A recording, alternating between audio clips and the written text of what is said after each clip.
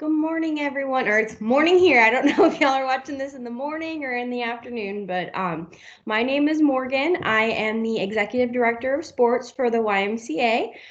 Danny Clemens is our Regional Sports Director, and he'll be the one overseeing about half of the association branches.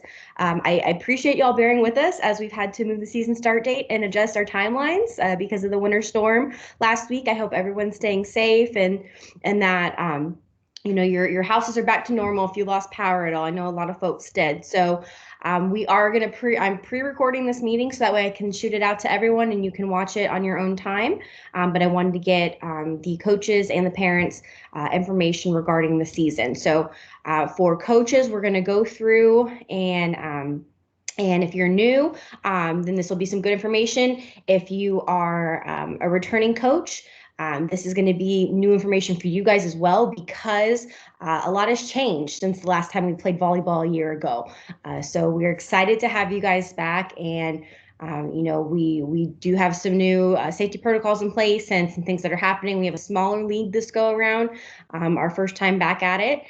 So I'll go ahead and get started with this. So like I said, right now, Danny and I are splitting the responsibilities of the association in sports. We've had a lot of changes again since last March. Danny and I are right now the only folks for the association running sports. So as you can imagine, that's a very large undertaking. So, again, we ask that you bear with us as we try and get back to you as quick as we can on everything. So here are both of our emails on here. You'll be receiving information from us. And if you guys need to reach us by phone, we ask that you just call your YMCA that you're associated with, and they can transfer you to our line because we do work at multiple branches. We're not always at our specific phone. So email is always the quickest way to get a hold of us. But if you call the branch, they know how to transfer you to our line, and we'll get back to you as soon as we're able to. So as far as branch distribution goes, for this spring for volleyball, I'll be overseeing anything to do with Benbrook, Hood County, Joshua, Ryan Sports Complex, and McDonald. And then Danny's going to take the north part of the association, and he'll be overseeing Airport, North Park, and Northwest programs. So for coaching for the YMCA, if you are a returning coach, you know our mission and philosophy, you know what we stand for. If you are new to the Y, our focus here is more on,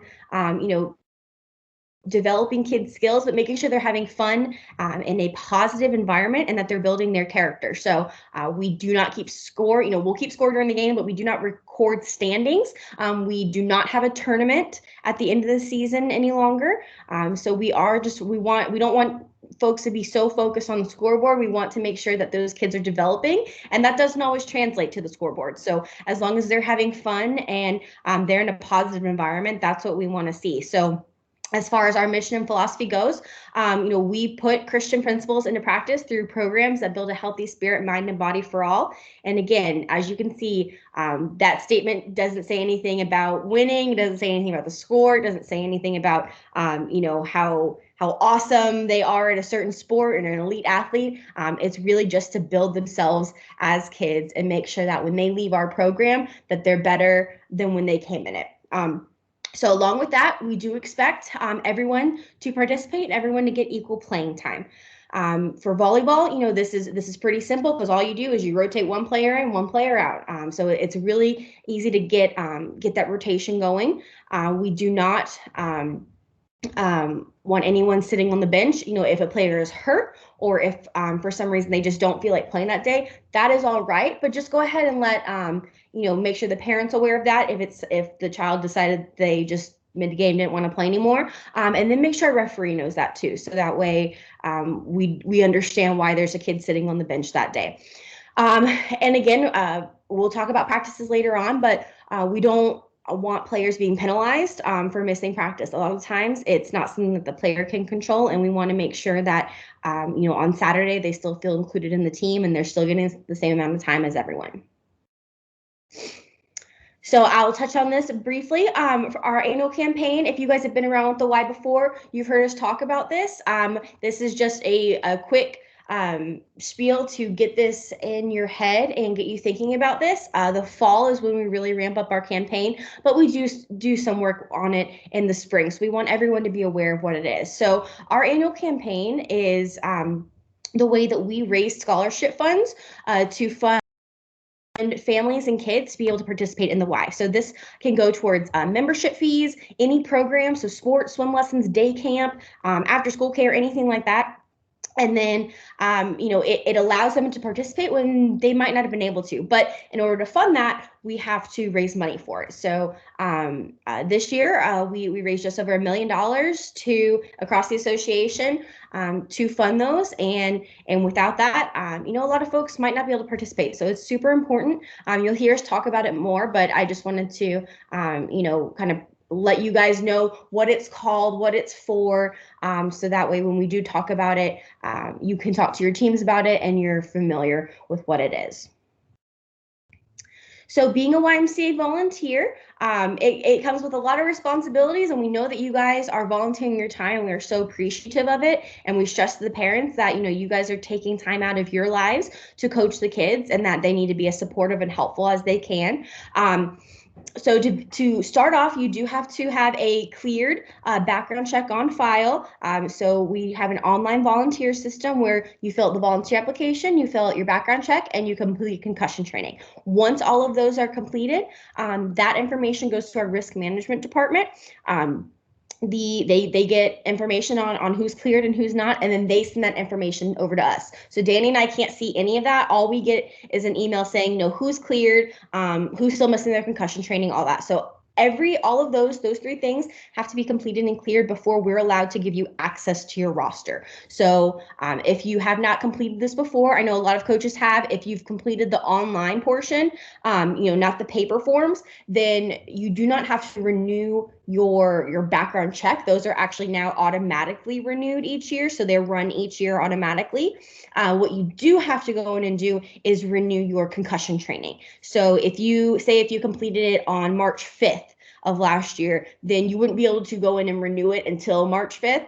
But so everybody, if you've done it before, go ahead and go check your Volunteer Matters profiles and see if that expiring date is coming up, and go ahead and renew that concussion training. If you filled one out before, we will be emailing you guys the forms and instructions on how to do it. And so just get that done as quickly as you can, so that way we can get you access to the roster.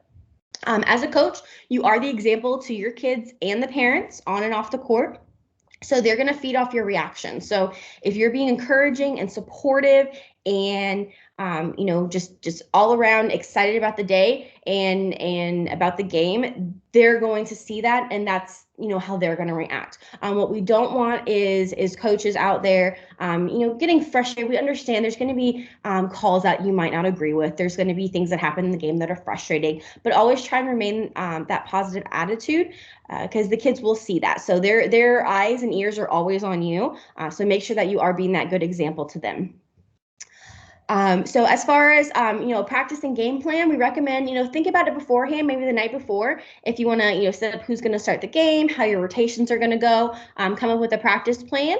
Obviously the best laid plan, sometimes you get to practice and the kids are just not having it that day and you have to, rework it. But we always recommend that you just think ahead of time about what you want your plan to be, because that'll help a lot of things go a lot smoother. And then also set your expectations early on. So the first time that you meet with your team and your parents, go ahead and let them know what your expectations are for them.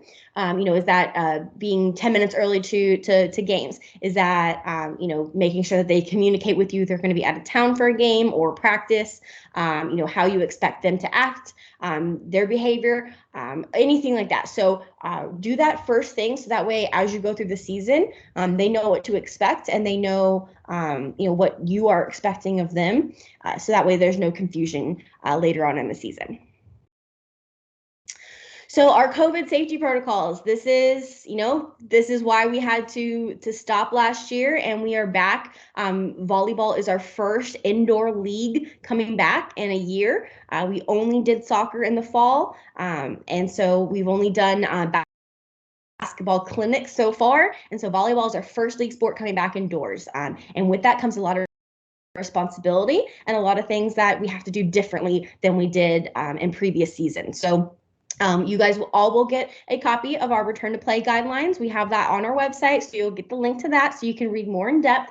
A couple of the things that we do want to highlight is one, when you are in the YMCA facilities, so that's if you're at an actual YMCA or if you're at a gym that we're renting that we're playing, any place that you're at that YMCA programs are taking place, all spectators, players over 10, coaches and staff must wear a face covering, a mask, a face shield, anything.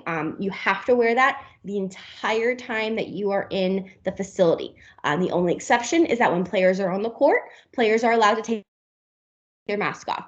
If they want to keep it on during play, that's completely fine. We have no problem with that. But they are allowed to take it off if they want to on the court. But coaches, referees, parents, spectators, everyone needs to be wearing those masks, especially since we're indoors.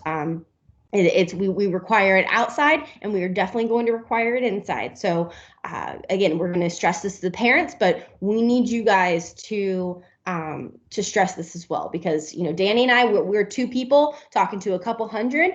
You are one person that's going to be talking to 10 to 12 people. So we need you guys to stress the importance of this, because we want to make sure that we get through this 8-week league as safe as we can and not have to have any COVID related shutdowns.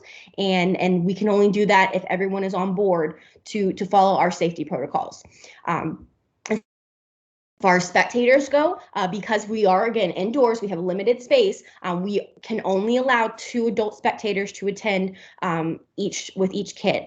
Siblings, of course, are allowed. We're not putting a limit on siblings. We don't want parents leaving their kids at home, but we do have to limit it to that 2 adult spectators. So I understand a lot of times, grandma and grandpa want to come, aunt and uncle, other family friends, they want to come and watch. And, unfortunately, unless you want to take turns on who comes each week, we just cannot have, 6 people showing up with 1 child.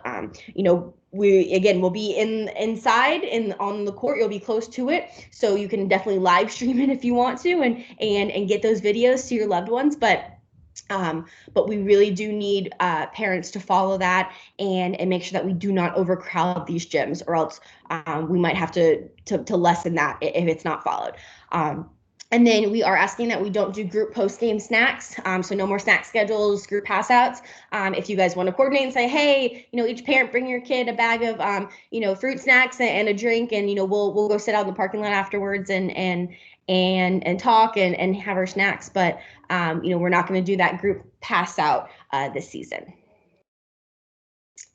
So our Sportsmanship of the Week award, if y'all were with us in previous seasons, you're familiar with this. What this is it's after week 1, we are going to ask coaches that if they have a child that they would like to nominate for our Sportsmanship Award, that they email us, a couple sentences of why they want to nominate them.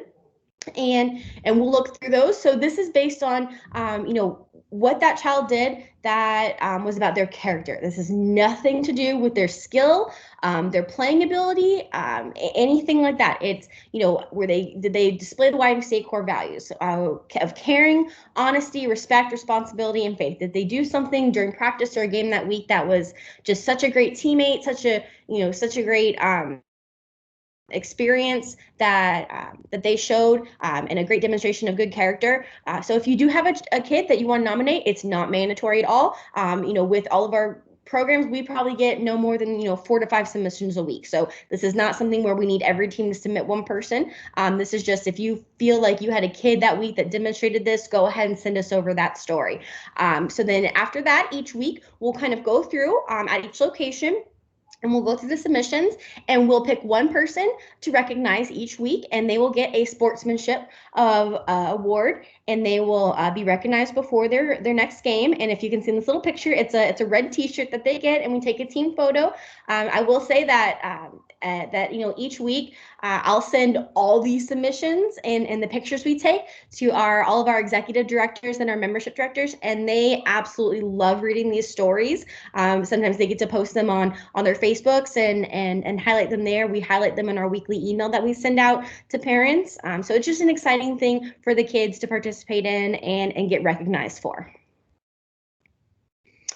All right, so practices. Again, this is something that is going to be very different this season because of the limited gym space we have.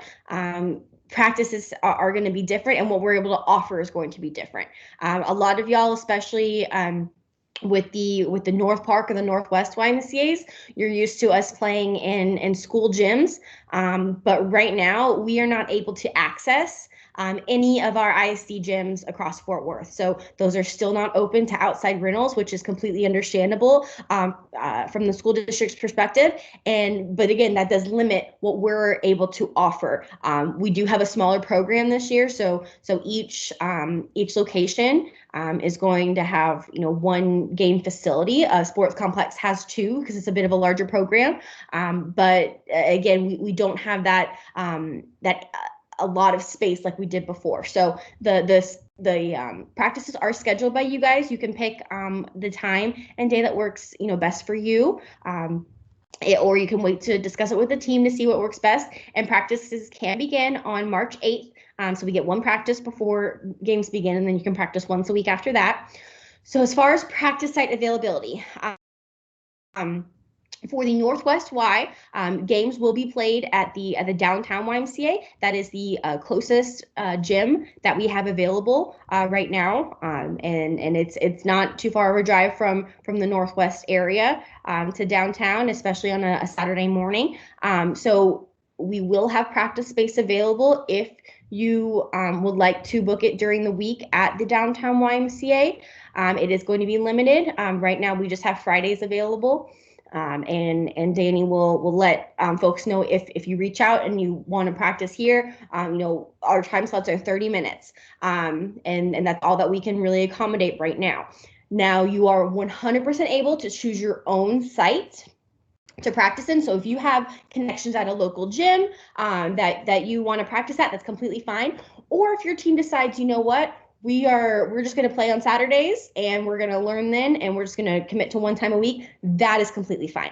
We're in a very different environment, and each team is going to do things a little differently. So if your team decides, you know what, we're good, we're just going to play on Saturdays, that is fine. If you want to try and practice down here, again, please contact us and we'll see what we can work out. For the airport program and the airport teams, the airport YMCA gym will be available. We'll have a little bit more availability because it's a lot slower there during the week. They do have very limited hours there at the airport YMCA. So again, if you'd like to practice and you're up in that area, then you can reach out to Danny. For the sports complex teams, we will have availability at the Benbrook and the McDonald YMCA's. I'll be emailing out what that availability is. I've emailed out to the coaches who've already signed up, and then I'll send it to coaches who sign up later on. But those will be our two practice locations that are available. And then for the North Park YMCA, you are able to, if you want to travel over to the airport YMCA facility, you can do that, or you can choose a separate facility. Gym space in that area is very limited. We are playing games at the Watauga Community Center for North Park, and so they have said they can open up practice time slots for teams for a fee, and so you can absolutely contact them and see if something works out for you guys. But again, this is just a very different time that we're in, and we're trying to, get as much space as we can. But right now, we're still very limited on that. And so player space, this is our communication system that we use. We use it for communication, scheduling, everything like that. It allows you to easily communicate with your team. So once we get the season started, all of our communication will come from here. So make sure that you're, making sure those emails don't go to spam, that you're checking for them. Coaches can view their rosters. Once you get roster access, you can view the team contact information. You can message your team, and then you can post on the page your team updates, and then parents are able to post on there as well. And y'all can post, team info. You can post pictures, anything like that. And then if you guys decide that as a team you want to use, a group texting method to communicate with each other, that's completely fine. But just so you know, and make sure your parents know, that communication from the Y is going to come from player space. So we will have your game schedules posted on there by the end of the day on March 5th. So 1 week before the season starts. And those will be posted and you guys can view them. You'll get a notification when they are posted. And then there is an app that you can download to get it on your phone if you don't want to log into the desktop version. Right here, this blue star, that is what it looks like in the App Store. So you can download that as well. For rules, we are getting those posted to our website, and this is the link. This is where you're going to find all of our program calendars, our rules, and our return to play guidelines are all going to be on this one page. So you can go visit this link. For team limits, those are limited to 12 players. That is our max for every single division. You have 6 on the court, so the max is 12. We will not be going over that limit. That is a hard limit, and so if you get to 12 players, awesome. Some teams might have 8 or 10 players, but 12 is the absolute max. So as far as the bench goes, there is only allowed to be 1 head coach and 1 assistant on the bench. And then coaches who are on the bench need to have their volunteer application submitted and then be wearing their coach's shirt as well. So that way we can identify them. If you are going to be out of town for 1 week and just need a parent to fill in for a week, that is okay. That's allowed. A parent can fill in for a week if you're going to be out. But if they're going to be a more consistent assistant, then we do need them to fill out that volunteer application. Any playing of illegal or ineligible players will result in suspension. So this would be anyone who is playing in a division they're not registered for, or they're too old or too young for, or this could be someone who is not registered in the program. So if there are weeks that that you might have some players out and short on players, you can let us know or let your opponent know. And we have absolutely no issues with sharing players with other teams as long as they're in the same age division, and making sure that the game can still take place that way. But you cannot just ask one of your kids' friends to come in and play with you that week. That is a huge liability for the Y. It's a huge liability for your team, and we just cannot have that happening. So please make sure that the players that are playing are on your roster, or if they're filling in, that they're in the same age division as you guys.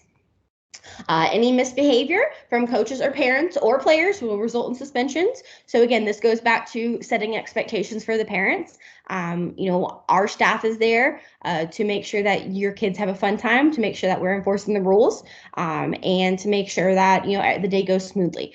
So anything that we see is, if there's any verbal abuse of anyone, if there's anything physical, that is going to be grounds for suspension. So we don't want to see any of that. We don't want kids to have to witness any of that. So just make sure that if there's times when you or parents or kids, anybody gets frustrated, that if you need to speak to someone, that you speak to one of our staff or you speak to Danny or myself. But we don't want anything escalating in the gym. So as far as uniforms go, we will provide the jersey, the shirt. For those of you who have been with us before, it is still going to be that long sleeve shirt, and we'll have, it's a solid color. So we'll have those for you guys. And then as far as shorts, socks, anything like that, that is all up to players. If you guys want to get matching socks or anything like that, that's totally fine. But everything else is up to the players. They'll just need to also have their knee pads. That is required for all players. So when the uniforms are ready to be picked up, we will notify you guys. I promise we will tell you. You don't need to email us asking if they're in. As soon as they are in, sorted, and ready to go, we will email you guys and let you know that. Now, each of you will get a roster attached to your jersey bag, and this is going to include the jersey size that each child ordered. So that's all we can do. We understand that sometimes the wrong size gets ordered, and we try to accommodate if we have extras to swap them out. That's not always the case, but just understand that the size that we are providing is the one that was ordered. If a child registers late, then their jersey will be on a follow-up order. So we will have it, if you get your roster and you have a name highlighted on there, that means that their jersey wasn't in yet, and they'll get it when the next order comes in.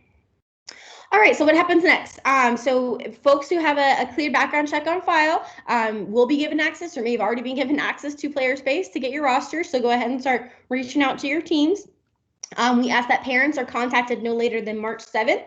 We try and hold them off till then, so that way you guys have time to reach out. We know your schedules are busy too, so we don't have to call them all in one night, but we ask that March 7th is that date that you have contacted everyone, or else they're going to start calling us that Monday morning. They will start contacting the Y and asking who their coach is. So please make sure that you reach out to them by then. You can send out a message on Player Space, but we recommend, especially if you have a lot of new players, that you make a phone call first and introduce yourselves, and make sure that the parent knows who you are and they can ask any questions that they need to. If there's anybody that you get that you can't contact, just let us know. We'll see if maybe their email's wrong or their phone number and see if we can update that. But just let us know that if someone's not responding or their messages are bouncing back. All right, so that is all that I have for you guys. Again, here is our emails here. If you guys need to contact us, we'll be emailing y'all. So one of those ways you can get a hold of us. If you have questions regarding anything, please reach out to us. Again, if you need to call us, you can call any of the YMCA branches and they can transfer you to our line. And when you guys are emailing, what we ask is that you just include, if you have a question, include the branch that you're contacting about. Since Danny and I have multiple branches, that just helps us sort through things quicker and find answers quicker if we know which branch that we're looking for. So again, we are so thankful that you guys are coaching with us this season, and we look forward to working with everyone. And let us know if there's any way that we can help out, or any questions that you have. Y'all have a great day. Thanks for watching. Bye.